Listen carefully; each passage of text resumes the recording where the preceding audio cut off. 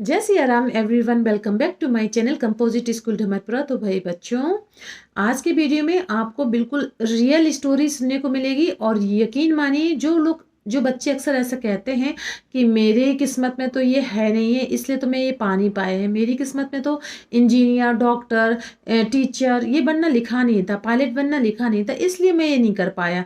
मेरी किस्मत में तो नेता बनना लिखा नहीं था, तभी तो मैं कुछ कर नहीं पाया। तो यकीन मानिए, ये वीडियो केवल आप ही के लिए है। और इस वीडियो में जो आपको कहानी सुनाई जा रही है वो बिल्कुल रियल स्टोरी है। तो बिना किसी देरी के चलिए चलते हैं कहानी की ओर। पर कहानी पर जाने के पहले आपसे विनम्र निवेदन है कि अगर अभी तक आपने इस चैनल को सब्सक्राइब नहीं किया हुआ है तो कृपया करके चैनल को सब्सक्राइब करिए। वीडियो पसंद आता है तो वीडियो को अपने फ्रेंड्स और फैमिली में शेयर करिएगा, वीडियो को लाइक करिएगा। तो बिना किसी देरी के चलिए चलते हैं कहानी की ओर। तो भाई, अगर आपके साथ ऐसा होता है कि आपकी जन्म पत्री या आप किसी को अपना हाथ दिखाते हो और हाथ दिखाने के बाद कोई व्यक्ति आपसे बोल देता है कि भाई देखो, तुम्हारे हाथ में तो ये विद्या की रेखा है नहीं, तुम्हारे हाथ में तो सूर्य रेखा है नहीं, राजयोग तो तुम्हारा है नहीं है, या तुम्हारी कुंडली में ऐसा ऐसा दोष है। तो अगर ऐसा कुछ आपके साथ भी हुआ है तो पहले आप इस कहानी को सुन लीजिएगा, फिर बताइएगा कि कितना सही है ये सब और कितना गलत। तो चलते हैं फिर कहानी की ओर।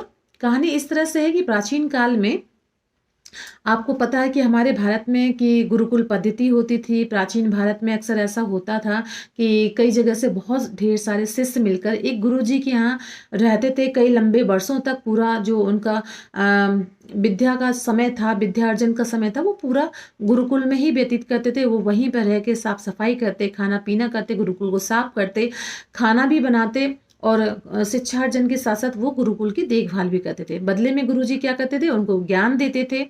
तो इस तरह से गुरुकुल चलता था। और गुरुकुल में जो गुरु होते थे वो सभी बच्चों को इक्वली ज्ञान देते थे। उनके अंदर किसी भी तरह का भेदभाव नहीं होता था कि ये राजा का लड़का है कि ये इसका लड़का, नहीं, सबको इक्वली ज्ञान देते थे। तो इसी प्रकार से प्राचीन समय में एक गुरुकुल था, सारे बच्चे वहां पे पढ़ते थे। गुरुजी सभी बच्चों को इक्वली पढ़ाते थे। एक बार एक गुरुजी ऐसे ही पढ़ा रहे होते हैं तो उनकी नज़र एक बच्चे के ऊपर पड़ती है। गुरुजी को समझ में आता है कि ये बच्चा को जो चीज़ वो समझा रहे हैं गुरुजी, वो बच्चा उसको समझने में असमर्थ है। गुरुजी उसके पास जाते हैं, उस चीज़ को गुरुजी 2 या 3 बार और समझाते हैं, बच्चे को समझ में नहीं आता है। फिर गुरुजी 2-3 बार और समझाते हैं, बच्चे को फिर भी समझ में नहीं आता है। गुरुजी और समझाते, जब बच्चे को फिर भी नहीं समझ में आता है तो गुरुजी को गुस्सा आ जाती है। जब गुस्सा आ जाती है तो बच्चे से बोलते हैं कि दिखाओ अपना हाथ। बच्चा हाथ दिखा देता है। फिर वो गुरुजी जैसे हाथ देखते कहते, बेटा तुम अपना समय यहाँ फालतू में बर्बाद कर रहे हो, तुम इससे अच्छा तुम जाओ अपने घर में जाओगे, अपने माता पिता के साथ जाके उनके घर के काम में हाथ बटाओगे तो कुछ उनका भी भला होगा। तुम अपना व्यर्थ में ही अपनी जिंदगी बर्बाद कर रहे हो यहाँ पर रहकर। जब गुरुजी ये बात कहते हैं तो बच्चे को दिल से लग जाती है। बोलता कि गुरुजी आप ऐसा क्यों बोल रहे हैं। तब फिर गुरुजी पास में बैठे दूसरे बच्चे को बुलाते हैं और दिखाते हैं कि देखो, इसके हाथ में ये विद्या की रेखा है, जो विद्या की रेखा तुम्हारे हाथ में नहीं है। तो जिस बच्चे के हाथ में विद्या की रेखा नहीं होती है, इसका मतलब उसके जीवन में विद्या है ही नहीं है। जब ये बात वो बच्चा सुनता है तो बहुत ज़्यादा हृदय से आहत हो जाता है। उसी समय वो पॉकेट से एक पेना सा हथियार निकालता है, जिससे वो जो बच्चे लकड़ियाँ वगैरह काटते हैं, गुरुकुल में लाते हैं और सफाई करते हैं, तो पेना सा हथियार निकालता है और उस लड़के की देखा देखी वो उसी स्थान पर अपने हाथ में रेखा बना देता है। तेजी से खून उन बहने लगता है। गुरुजी भी बिल्कुल हतप्रभ रह जाते हैं कि अरे ये क्या हो गया, आश्चर्यचकित हो जाते हैं। फिर इसके बाद जब वो लाइन बना देता है बच्चा, तो फिर गुरुजी से कहता है, गुरुजी अब तो ये रेखा बन गई, अब आप मुझे पढ़ाओगे ना। तो जब ये बात गुरुजी सुनते हैं तो उनकी आंखों से आंसू बहने लगते हैं और बहुत ज़्यादा शर्मिंदा होते हैं। बच्चे से बोलते हैं कि भाई, तुम्हारे जैसा दृढ़ इच्छा शक्ति बालक, तुम्हारे जैसा आत्मविश्वास से भरा बालक, उसके लिए तो कुछ भी संभव है। तुम अगर चाहते हो कि तुम्हें विद्या प्राप्त करनी है तो यकीन मानो तुम विद्या प्राप्त करके ही रहोगे और मैं तुम्हारे पूरा सहयोग करूंगा। पर इसके बाद जब बच्चा बड़ा होता है, बड़ा होके उसका नाम बनता है पाणिनि। और आपको पता है, पाणिनि जी ने बहुत बड़ी एक किताब लिखी है जिसका कोई अभी तक कोई भेद ही नहीं कर पाया। उसका नाम है अष्टाध्यायी। ये ग्रामर की बहुत ही अच्छी बुक है और अभी तक इस बुक का किसी भी लैंग्वेज में अनुवाद पूरी तरह से संभव नहीं हो पाया है। मतलब इतनी सेंचुरियां निकल गई हैं लेकिन अभी तक कोई भी इस कहानी को भेद नहीं पाया, उस बुक को पूरी तरह से भेद नहीं पाया। तो ये है उस बालक की दृढ़ इच्छा शक्ति।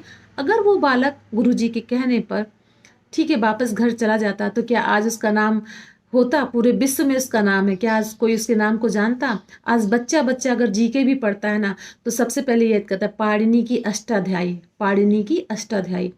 छोटे छोटे बच्चे को, जो भी कम्पिटिटिव एग्जाम में बच्चा बैठता है उसको ये चीज़ जरूर याद होती है।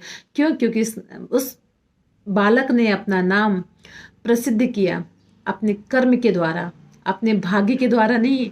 तो फिर अगर इस चीज से इतना तो समझ में आ गया कि हम अपने भाग्य के निर्माता खुद ही हैं। कर्म प्रधान विश्व रचि राखा, इस चीज को आप हमेशा ध्यान रखिए। तो अगर आपके अंदर किसी चीज को प्राप्त करने की इच्छा है और आपके अंदर दृढ़ संकल्प है, कॉन्फिडेंस है, तो फिर भूल जाइए ये हाथ की रेखाएं, भूल जाइए ये आपकी कुंडलियां, ये आपको कुछ भी नहीं।